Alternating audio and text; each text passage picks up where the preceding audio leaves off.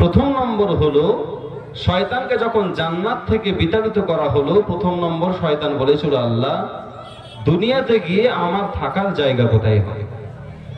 তুমি তো আমাকে জান্নাত থেকে বের করেই দিলে, কিন্তু দুনিয়াতে গিয়ে আমি থাকবো কোথায়?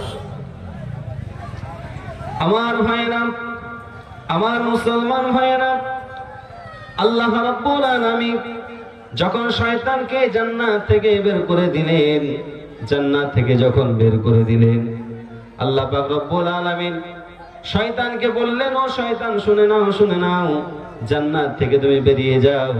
শয়তান আল্লাহকে বলেছিল, আল্লাহ তাআলা দুনিয়াতে গিয়ে আমার থাকার জায়গা কোথায় হবে তুমি একটাবার বলে দাও। আমার আল্লাহ তাআলা বললেন, হে শয়তান শুনে নাও, তুমি যখন আমার কথা অমান্য করলে, আমাকে যখন অমান্য করলে, আমার আদেশকে যখন অমান্য করলে, শুনে নাও, শুনে নাও, তোমাকে দুনিয়াতে গিয়ে তোমার থাকার জায়গা যেটা হবে সেটা হবে পায়খানা, বাথরুম। পায়খানা হবে তোমার থাকার জায়গা। এজন্য বিশ্ব নবীজি আবু দাউদ শরীফের মধ্যে 6 নম্বর হাদিসে নবীজি বলেছেন, ইন্না হাদিহিল খুশুসা মুহতাজারা, নিশ্চয় এই বাথরুমের ভিতরে, পায়খানার ভিতরে শয়তানদের অবস্থান। পায়খানার ভিতরে শয়তানদের অবস্থান। এজন্য বিশ্ব নবীজি বুখারী শরীফের 142 নম্বর হাদিসে নবী বলেন, তোমরা যখন বাথরুমে প্রবেশ করবে, নবীজি যখন বাথরুমে প্রবেশ করতেন, বাথরুমে ঢোকার আগে আল্লাহর নবী দোয়া পড়তেন। যারা পারেন আমার সাথে বলুন, আল্লাহুম্মা ইন্নী আউযু বিকা মিনাল খুবুসি ওয়াল খাবাইস। আল্লাহর নবী বলেন, যারা বাথরুমে প্রবেশ করবে, বাথরুমে প্রবেশের সময় প্রথমে তুমি দোয়া পড়ে প্রবেশ করো, আল্লাহুম্মা, আল্লাহ, ইন্নী, নিশ্চয় আমি, আউযু বিকা, তোমার কাছে আশ্রয় চাইছি, মিনাল খুবুসি ওয়াল খাবাইস, দুষ্টু প্রকৃত পুরুষ এবং জিন, নারী, শয়তান থেকে তোমার কাছে আশ্রয় চাইছি। আমার ভাইয়েরা, আমার মুসলমান বন্ধুগণ, যদি কোনো মানুষ যদি একবার বাথরুমে ঢোকার সময় যদি আল্লাহর কাছে আশ্রয় চেয়ে যদি বাথরুমে প্রবেশ করে, তাহলে শয়তান আর কোনো ক্ষতি করতে পারে না। আর যদি আপনার দোয়া না পড়ে যদি বাথরুমে প্রবেশ করে, শয়তান তার ক্ষতি করতে পারে, ক্ষতি করে দিতে পারে। এজন্য দোয়া পড়ে প্রবেশ করতে হবে। বিশ্ব নবীর একজন সাহাবী, একটা দেশে গভর্নর করে ওই সাহাবীকে পাঠানো হলো। ওই সাহাবী যখন গভর্নর হয়ে যখন সেই দেশে চলে গেলেন, যাওয়ার পরে বিশ্ব নবীর সাহাবী কোন রকম ভাবে হয়তো বাথরুম করার সময় দোয়া পড়তে ভুলে গেছেন কিংবা পড়া হয়নি। বাথরুমে যে আপনারা ঢুকেছেন, দোয়া না পড়ে যখন প্রবেশ করেছেন, ওই বাথরুমের ভিতরে যে দুষ্ট শয়তান জিন থাকে, দুষ্ট শয়তান নারী এবং পুরুষ যে জিন থাকে, সেই জিনে ওই সাহাবীকে কতল করে পায়খানার ভিতরে পেরে রেখেছে।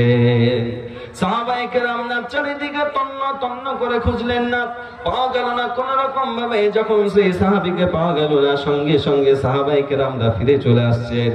আস্তে আস্তে রাস্তার ধারে একটা কুয়া আছে, ইন্দারা আছে, সেই কুয়ার ভিতর থেকে একটা আওয়াজ আসলো, আজকে অমুক গোত্রের অমুক একজন সাহাবীকে পেয়েছিলাম, সুযোগ পেয়েছি, বাথরুমের ভিতরে তাকে হত্যা করে ফেলেছি।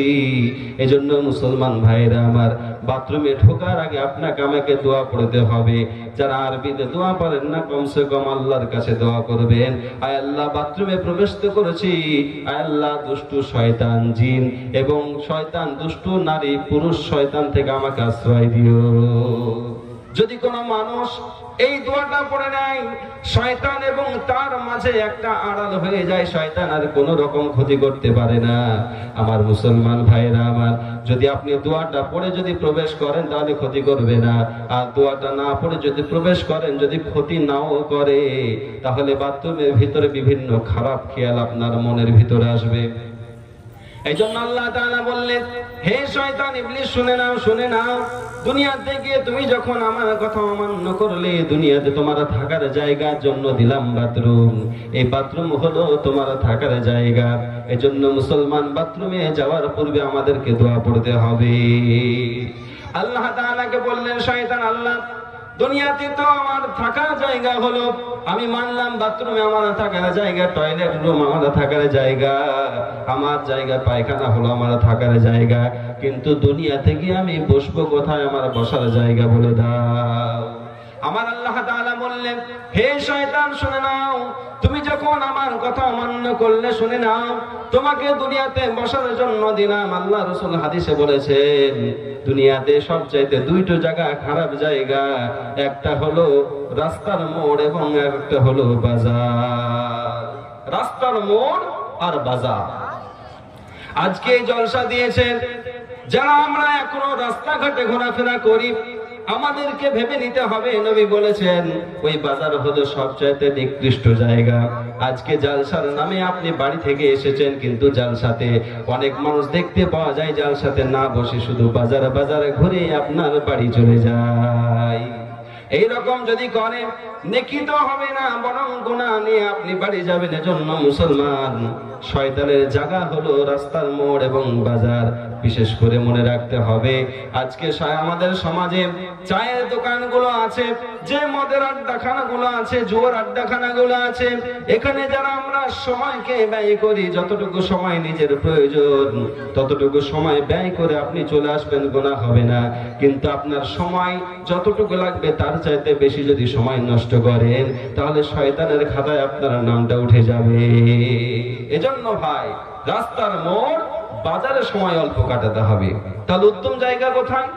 আল্লাহর নবী বলেন, উত্তম জায়গা হলো দুনিয়ার মধ্যে 1 নম্বর উত্তম জায়গা, সেটা হচ্ছে মসজিদ। কিন্তু সমাজে দেখতে পাওয়া যায় বিশ্বনবীর জামানায় মসজিদগুলো ছিল আপনার কাঁচা, দুর্বল মসজিদগুলো ছিল, কিন্তু মুসল্লিগুলো ছিল পাকা। আজকের সমাজ আমাদের মসজিদগুলো হয় পাকা, মার্বেল হয়, টাইলস হয়, কিন্তু মুসল্লি হয়ে গেছি কাঁচা মুসলমান।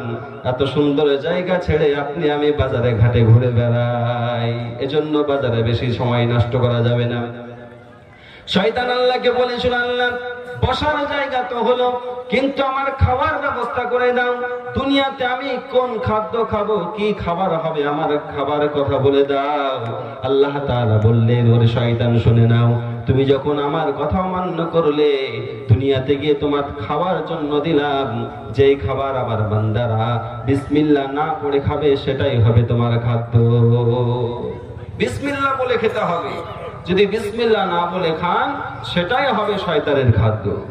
বিশ্বনবীর সামনে একজন সাহাবী কিছু খাবার খাচ্ছেন, খেতে খেতে যখন আর মাত্র 1 লুকমা কিংবা 2 লুকমা বাকি আছে, সেই সময় ওই সাহাবী তিনি পড়ে নিলেন বিসমিল্লাহি আউয়ালাহু ওয়া আখিরাহু।